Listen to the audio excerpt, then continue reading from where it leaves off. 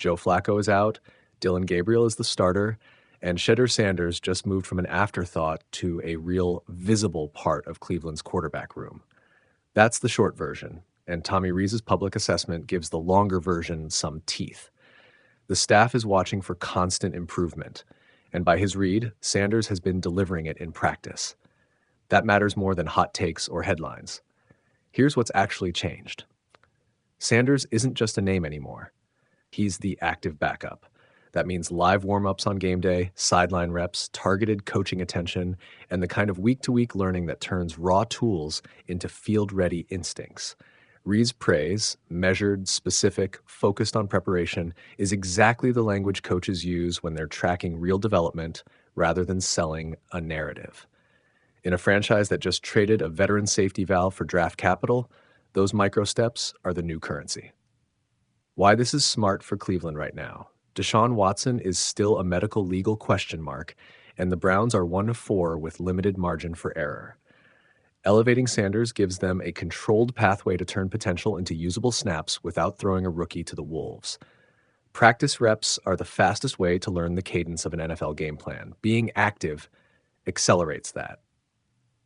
It's the middle ground between keeping a veteran crutch and gambling on an unproven kid with zero in-game preps. What to watch next?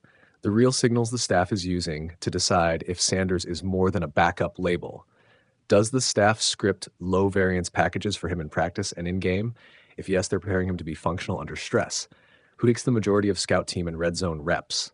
That shows who the coaches want ready for pressure moments. Is there consistent week-to-week improvement on film and timing, slide pocket footwork, and pre-snap checks? Coaches don't bluff on those details. Public language from coordinators, a concrete where scripting packages for Shedeur is worth more than glow. The upside is obvious. Accelerated development, roster clarity, and a cheap internal option that could be a real competitive asset this season. The downside is also real and immediate. Noise. Every Gabriel hiccup will now inspire "Start Shedeur" headlines. That pressure can trickle into preparation if not managed.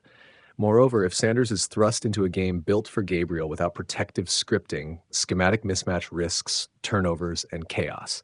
The Browns can avoid that by being intentional about what they ask him to do on Sunday.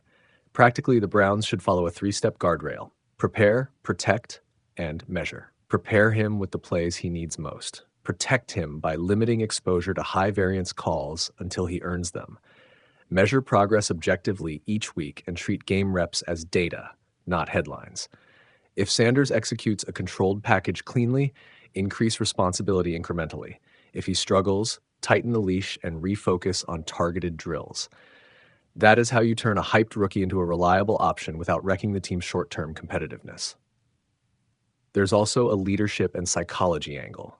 Shedeur's public composure and coachable posture are assets here. He's been visible, positive, and focused, exactly the profile a staff wants to give controlled reps. The club must reciprocate by publicly supporting the official starter while privately accelerating the rookie's growth. That prevents the locker room from fracturing and keeps attention on execution. Bottom line, this is a development-first move done the right way.